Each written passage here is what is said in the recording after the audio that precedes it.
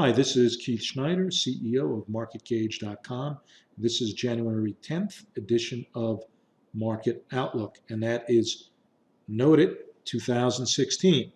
So not an auspicious start of the year, considering it's one of the first or the worst weekly down closes for the Dow Industrials on record.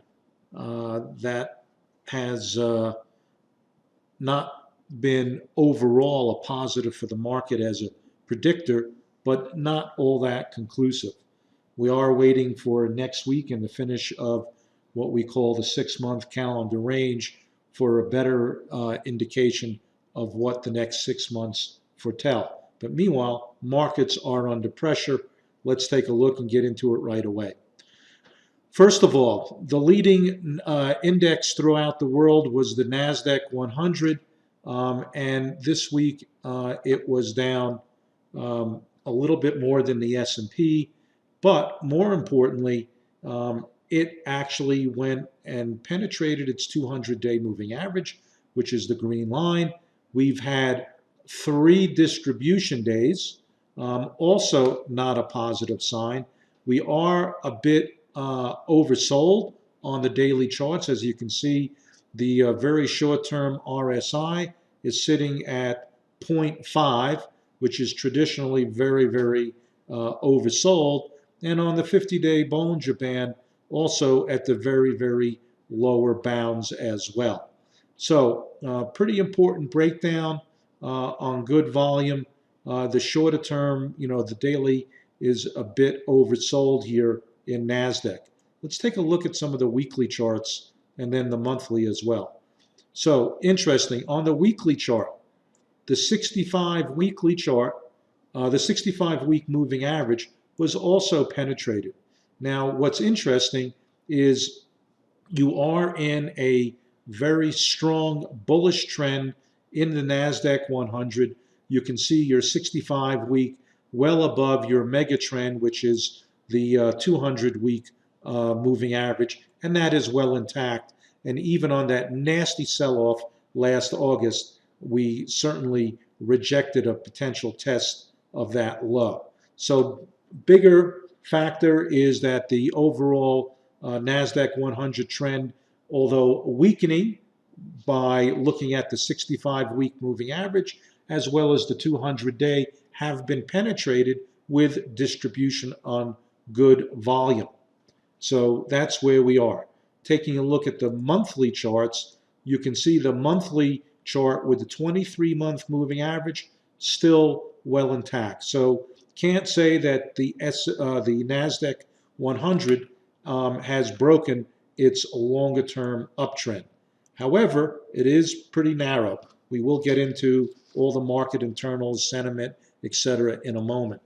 Let's go to the spiders because that's what everyone is really more concerned about. Now, what's interesting here in the spiders, you can see that the 65-week moving average clearly starting to flatten out and roll over. This week was a decisive close underneath that 65-week moving average. Not a good sign. But again, the longer-term trend comes in around the 178 level. That is really critical support. Let's take a look at some of the market internals. First of all, sentiment as measured by the ratio chart. This center chart here is our ratio chart of short-term to long-term volatility. As you can see, we are starting to touch the lower bounds of what I would call moderately oversold on a sentiment reading. Look back here in August, you can see that the readings got much, much more extreme on the sell-off. So are we starting to see some signs of exhaustion on the downside? Not quite yet, but at those levels where a turn here above the 1.0 level on the ratio between 1-month and 3-month volatility would generate a buy signal. But meanwhile, the momentum is still down. Now, on this particular chart, what we did here is we converted this to a daily close. Now, what's important to note is going all the way back to the middle part of 2014, 186 level on a closing basis is extremely important in the S&P. So think about it. It's about 3% or so more to the downside, maybe 3.5% before this thing gets really wrung out. If that happens, you would probably see your sentiment indicator down about the 0.9 on this ratio, and that would be extremely oversold, matching what happened back in last August. So again, things are definitely stretched to the downside, but there's still potentially some more to go before you see a bounce, which doesn't mean that the trend, bull trend, is intact. Remember, bear market rallies are some of the sharpest and most extreme, although that doesn't necessarily mean that the bear market is over. So again, look at this here. You can see there's 1, 2, 3, 4, 5 support points going back over a year, year and a half in the S&P. Okay, let's take a look at directly the VXX volatility. This is just volatility by itself. It's often, when it gets outside of its Bollinger Bands, a good contrary indicator once it moves back inside. But meanwhile, as you can see, we've moved smartly above the 50, the 200, and the outer end of the Bollinger Band. So, and additionally, we are at overbought levels as well. So this short-term reading of sentiment on the outside of the bands, definitely suspect every time we get there, with the exception of the massive sell-off in 2008, was generally a good time to do the reverse. So maybe we have another couple of more days of protracted selling here. If so, once this thing moves back inside its Bollinger Band, that would mean that the worst is probably over. But right now, things clearly under pressure. This is definitely what I would consider, until it moves back, a positive sign for volatility to continue to the upside, which is obviously negative for the market. Let's take a look at a couple other charts here regarding the market internals. Okay, the McClellan oscillator, which looks out over several weeks, you can see we're hitting the beginning of what's oversold.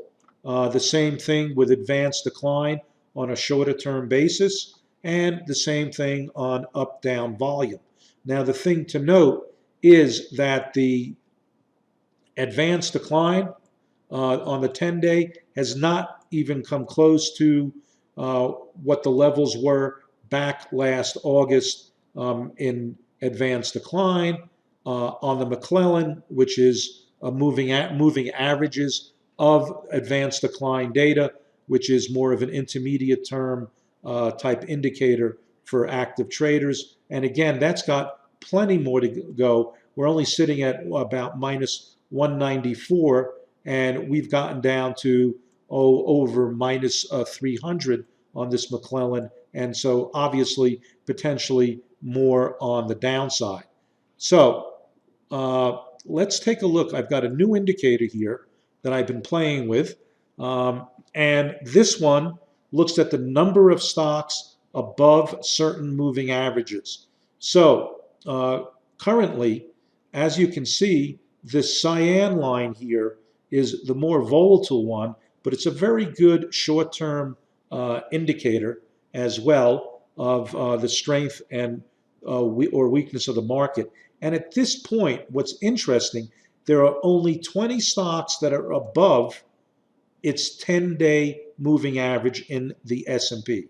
That's fairly extreme, although we did get a little bit lower back in late August. So could we get another thrust to the downside, which might be the ultimate blow off before we can see some sort of relief rally? I think we're getting pretty close here, certainly on this indicator. But again, you're looking at potentially, a move down to that 185 to 186 level in the spiders. GLD. Now, what's interesting is we've been talking about this for a bit here. Gold has actually caught some buying on this particular sell-off. We actually are now above the 50-day moving average. So that's looking a bit better. You're in what I would call a weak recovery phase because the moving average is still down. On the longer term charts, weekly, as you can see, the weekly trend still firmly intact on the downside as well. However, a move above 111, 112 would put it above its 65-week moving average and important resistance. So that's an important level to watch. And the gold here is definitely moving counter to the S&P, and its relative strength is looking pretty strong. And we're going to get into that in a moment. I have some new charts that I want to show you.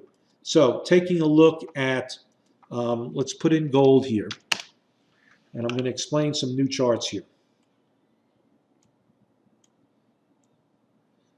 Okay, this particular chart is a daily chart.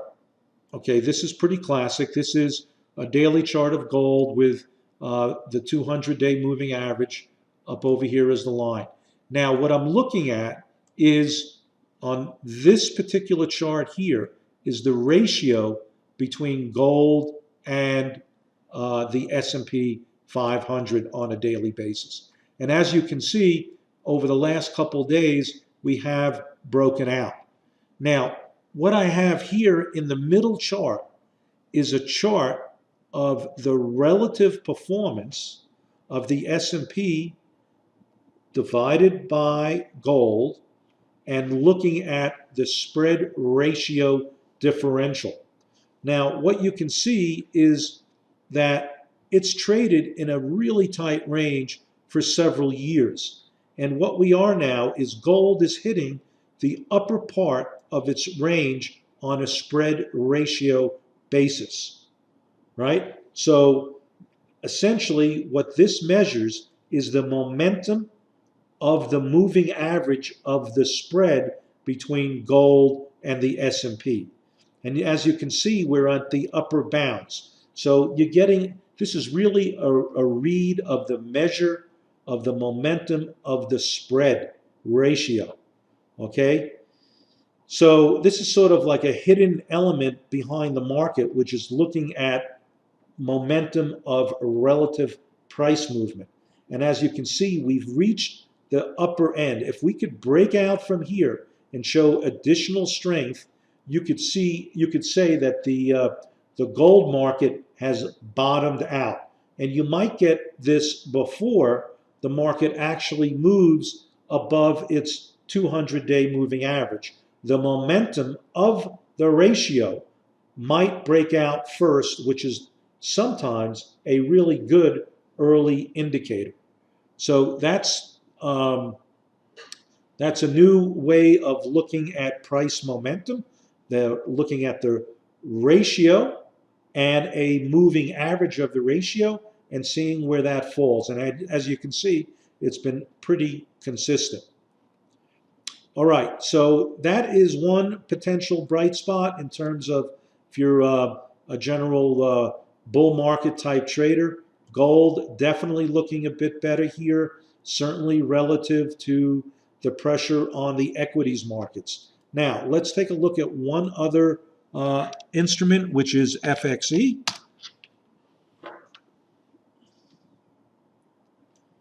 And actually, let's do it through a classic chart pattern here. You can see FXE, which is the euro.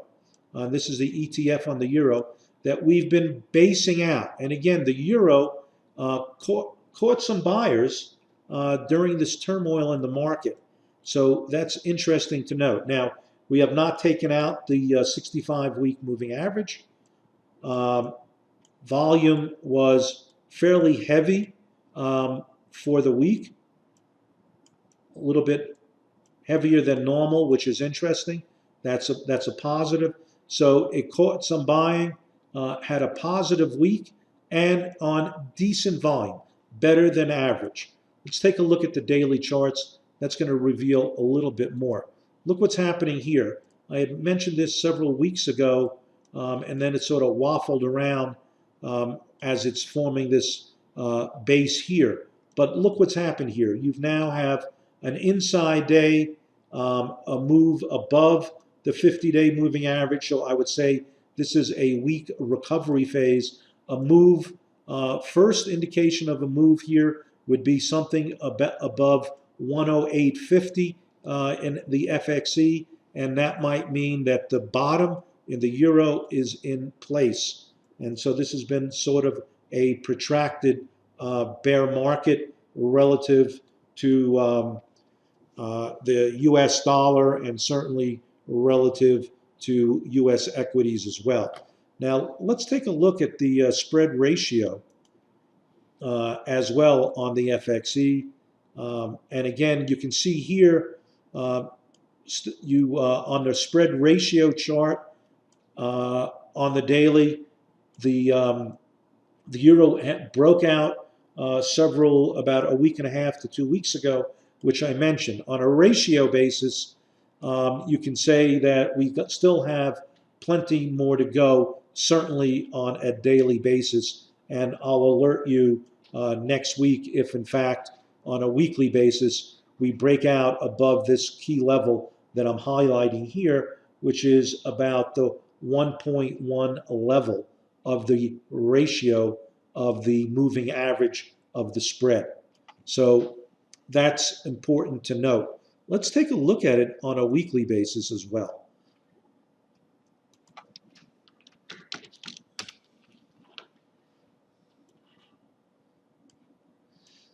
Now, interesting, on a weekly basis, we have a completely different type of read here. It looks like on a weekly basis, relative to US equities, the euro has definitely broken out on the weekly chart on the direct ratio basis. However, looking at the moving average of the spread ratio, we have not quite there. We have a bit more work to do, but we're getting close. So definitely looking like the euro is starting to bounce. We have a little bit more work to do. Again, I believe if we can get above that 108.50 level, we probably would have a breakout on all our types of analysis at this point. All right, well, I think you have a pretty good sense overall the markets. Obviously, U.S. Equities definitely under pressure. We are at oversold levels, but they can get more oversold. And the final flush before you can probably expect a rebound, and especially since the market is testing or potentially testing levels at 2-3% under from where it is, where it's already oversold, would really lend itself to a pretty vicious short-term rally to the upside once those levels are touched or breached and flushed out. So that's the assessment at this point. We'll take another look at it next week. Stay frosty because these markets are tricky. Thanks. Have a great weekend and see you next week.